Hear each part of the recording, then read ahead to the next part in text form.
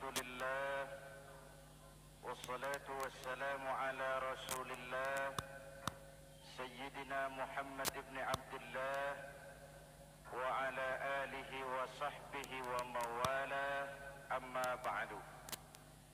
Saudara-saudara kaum muslimin di seluruh tanah air, kita mau bicara keagungan Ramadan yang ditandai 3 hal. Pertama, Ramadan dipilih oleh Allah menjadi bulan tempat di mana pertama kali diturunkan Al-Quranul Karim, kitab suci kita, imam kita, pedoman utama dalam melaksanakan berbagai kegiatan hidup.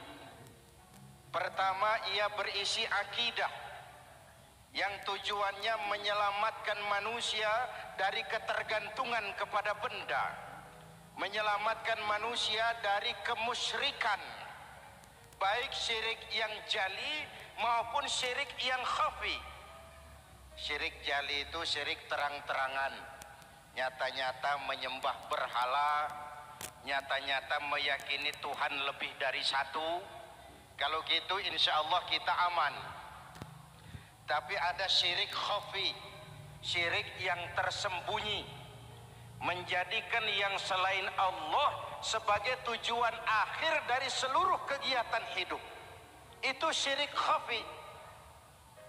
Saya sejak pakai cincin ini rezeki lancar. Cincin. Saya sejak pakai gesper ini, jangan anak gadis, nenek-nenek ngelihat saya lemes. Gesper.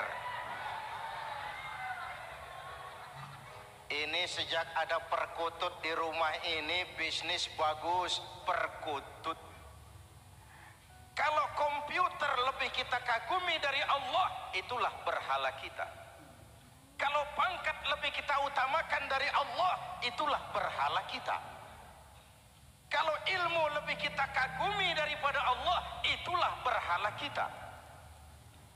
Quran membebaskan manusia dari ketergantungan kepada benda, membersihkan keyakinan, meluruskan tauhid dengan konsep akidah. Lalu sisi yang kedua, syariat untuk mengatur kehidupan sesama manusia. Selama ini kalau mendengar syariat yang terbayang oleh kita kan yang serem-serem, dan memang diopinikan sedemikian rupa. Padahal watak syariat itu pertama, al-musawat bainan nas fi takalifil ahkam. Ini watak syariat Islam. Semua manusia sama dalam berhadapan dengan hukum Allah. Semua manusia sama. Bukankah ini yang kita perjuangkan dengan tuntutan keadilan? Supaya di Republik ini jangan ada warga negara kelas 1. Supaya di Republik ini jangan ada yang kebal hukum. Supaya di Republik ini hukum jangan seperti pisau, tajam ke bawah tapi tumpul ke atas. Syariat mengajarkan al-musawat bainan nas fi takalifil ahkam. Semua manusia sama dalam berhadapan dengan hukum Allah. Ketika mengajarkan orang beramal, Rasulullah kepada putri kesayangan beliau sendiri berkata, "I'mali ya Fatimah, i'mali fa inni la ughni anki minallahi syai'a." Fatimah, beramal kau. Fatimah, solat. Fatimah, puasa. Fatimah, haji. Kalau kau tidak beramal, aku ayahmu Rasulullah tidak akan sanggup membelamu di akhirat nanti. Inilah watak syariat. Tidak mentang-mentang anak kesayangan lalu ada jaminan, sudah Fat, kamu nggak sholat nggak apa-apa, nanti di akhirat ada papi. Tidak. Semua manusia sama dalam berhadapan dengan hukum. Andai kata Fatimah putri Muhammad mencuri, tidak usah orang lain, Muhammad sendiri yang akan memotong tangannya. Bukankah keadilan macam ini yang kita harapkan? Cuma sayang selama ini banyak kita mengenal Islam seperti orang buta kenal gajah. Ada 3 orang buta dilepas ke kebun binatang, disuruh kenal gajah. Saya yakin laporannya lain-lain. Orang buta pertama bilang, "Pak, gajah tipis lebar kayak kipas." Kenapa? Dia baru pegang telinganya. Orang buta kedua ngotot, "Goblok itu, Pak. Yang betul saya, gajah kecil panjang kayak ular." Kenapa? Yang dia pegang ekornya. Orang buta ketiga lebih marah, dua-duanya tolol, Pak. Yang betul itu saya, gajah tinggi besar seperti pohon kelapa. Karena yang dia pegang kakinya. Beginilah kita mengenal Islam. Seperti orang buta kenal gajah, frame of reference, kacamata pandangannya tidak total. Baru kenal kaki gajah sudah sok tahu gajah. Baru kenal telinga gajah sudah sok kenal gajah. Kemana-mana pidato, "Saudara-saudara, gajah tipis lebar kayak kipas." Buat orang yang belum kenal gajah, dia menyesatkan. Buat orang yang sudah tahu gajah, senyum di kolom. "Oh, kau baru kenal kupingnya kok." Begitulah kadang-kadang kita baca Quran, ayatnya yang keras. Kesannya Islam itu sangar, Islam itu sadis, Islam itu perang.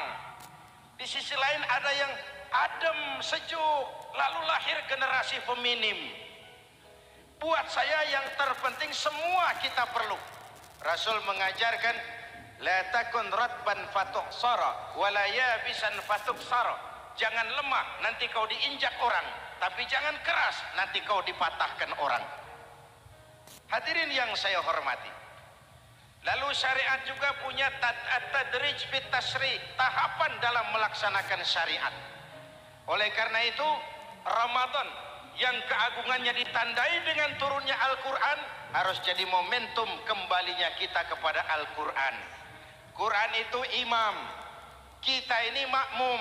Saya mau tanya, imam ikut makmum apa makmum ikut imam? Makmum ikut imam apa imam ikut makmum? Makmum ikut imam. Kalau Quran imam dan kita makmum, kita ikut Quran. Jangan Quran diminta ikut kita. Imam ruku, kita ruku. Imam sujud, kita sujud. Imam i'tidal, kita i'tidal. Ke barat kata Quran, ke barat kita berangkat. Ke timur kata Quran, ke timur kita menuju. Halal kata Quran, ambil. Haram menurut Quran, tinggalkan. Kalau dia imam dan kita adalah makmum, mari berimam kepada Al-Quranul Karim. Yang kedua, keagungan Ramadan ditandai dengan perintah melaksanakan ibadah puasa. Para ulama menyebut puasa itu ibadah sirriyah, ibadah rahasia, ibadah abstrak. Tidak ada unsur sugesti. Kalau kita sholat, orang lihat. Kita sedekah, orang tahu. Kita pergi haji, satu kampung nganter.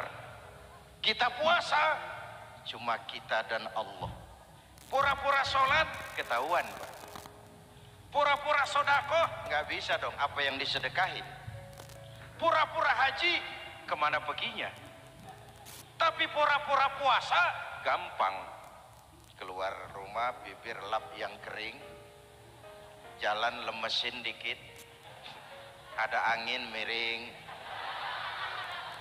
lemes amat puasa.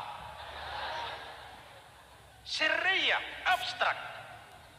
Ibadah lain bisa dinilai, wah itu teman kita sodakohnya berani ya. Kok tahu kamu? Kelihatan dari jumlahnya. Itu sholatnya khusyuk ya. Kok ngerti kamu? Kelihatan dari geraknya. Tetangga sebelah itu rasa-rasanya hajinya mabrur ya. Kok ngerti kamu? Kelihatan dari tingkah lakunya setelah pulang haji. Kalau yang sebelah lagi itu haji tomat. Di Mekah tobat sampai kampung kumat.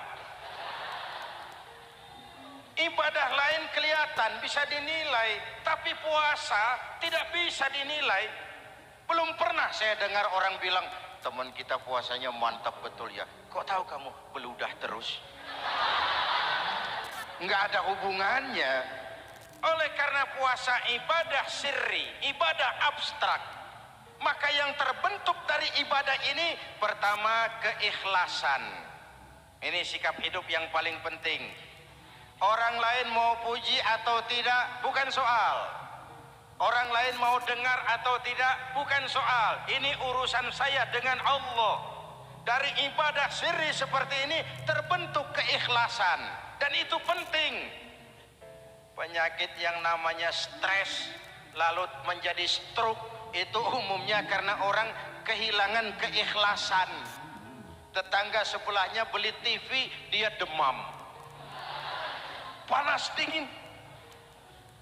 Temannya naik jabatan, dia masuk rumah sakit. Temannya beli rumah, dia mati. Disiksa oleh perasaannya sendiri. Marilah hidup dengan ikhlas. Beramal ikhlas. Saya menyantuni yatim bukan karena disorot TV, bukan karena masuk majalah, bukan karena dimuat koran, karena Allah. Berpakaian ikhlas. Saya berpakaian ini karena perintah Allah menutup aurat, bukan karena tuntutan Ramadan. Kalau cuma tuntutan Ramadan saja bagus busana muslim. Selesai Ramadan kembali pusar merajalela. Menerima jabatan ikhlas, ini amanah dari Allah. Jabatan adalah alat untuk mengabdi, bukan cuma alat yang melahirkan kekuasaan dan fasilitas. Kalau kekuasaan dianggap sebagai fasilitas dan kekuasaan, maka yang lahir tentu akhirnya maling-maling baru, yang lahir rampok-rampok baru, yang dikuras ya harta negara. Hadirin yang saya hormati, ikhlas menerima jabatan dengan keyakinan ini amanah Allah, amanah akan dimintakan pertanggungan jawab. Ini alat untuk berbuat baik, ini alat untuk mengabdi.